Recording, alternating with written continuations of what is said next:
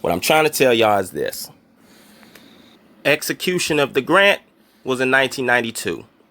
25 years later, that's the earliest he can serve the notice of termination to the label, which would have been 2017. You see, the earliest you can terminate the grant is 35 years later. Okay? 13-year window for serving notice, no less than 2 and no more than 10 years before the date of termination. Okay? Now, if he doesn't serve the termination grant, he has a 5-year window. And that's why it's 38 years later is the latest you can serve notice of the termination, because it has to be 2 years before. And then the latest you can terminate the grant would be 40 years later. Does that make sense to y'all? So 35 years he can get it. If he doesn't, he has a 5-year window, which means he can do it 40 years later. Do y'all understand? Now, if he's locked up in federal custody during this time period, let's say he put the notice in, but he's locked up in federal custody. He can't worry about that right now because he's fighting for his life and he's fighting for his rights, like what he said on the Gayle King interview.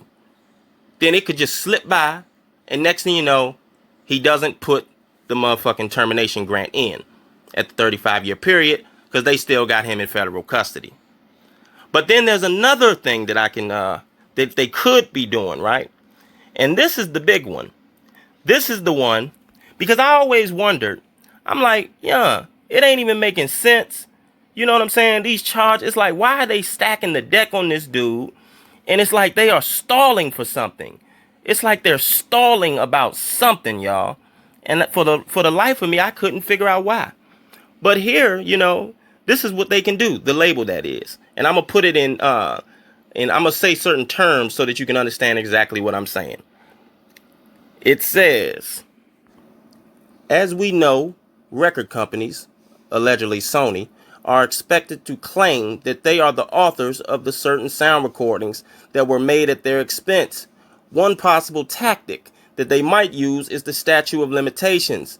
I believe some labels, allegedly Sony, might argue that purported copyright claimants, like R. Kelly, you know, the artist who recorded the work, had a 3-year window from the date of the label's initial copyright claim, occurring upon registration with the Copyright Office to contest the label's copyright claim. Failure to do so would cause the artist to be precluded from exercising their copyright reversion rights later as a result of the statute of limitation.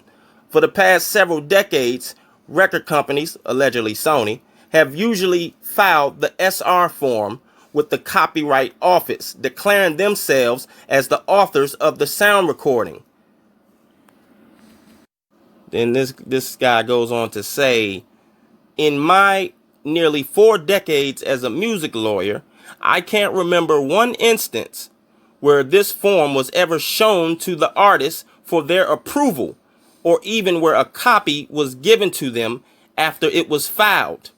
It is long-standing case law and Copyright Office policy that the information contained on these forms helps to establish the validity of the claim.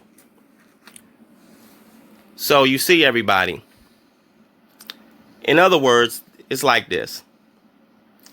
Let's say he never got a chance to put in the notice to the label, okay? Here comes this conspiracy, here comes these charges. Now he's been in federal custody for almost 2 years now. Meanwhile, let's say if the label, allegedly, put in the claim saying, no, we're the authors of this music. This is our music. From that point on, R. Kelly would have 3 years to dispute that. 3 years. If he doesn't dispute it, then he doesn't keep his rights to to copyright reversion. He doesn't keep the copyright reversion rights, meaning he can't get his music. Now, they also said, right, that usually